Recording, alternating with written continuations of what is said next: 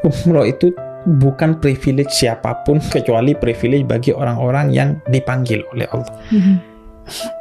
Mau dibilang cuman orang yang kuat secara fisik, enggak. Di sana ada orang tua banget, ada anak-anak yang kecil banget, ada orang-orang yang berkekurangan secara fisik.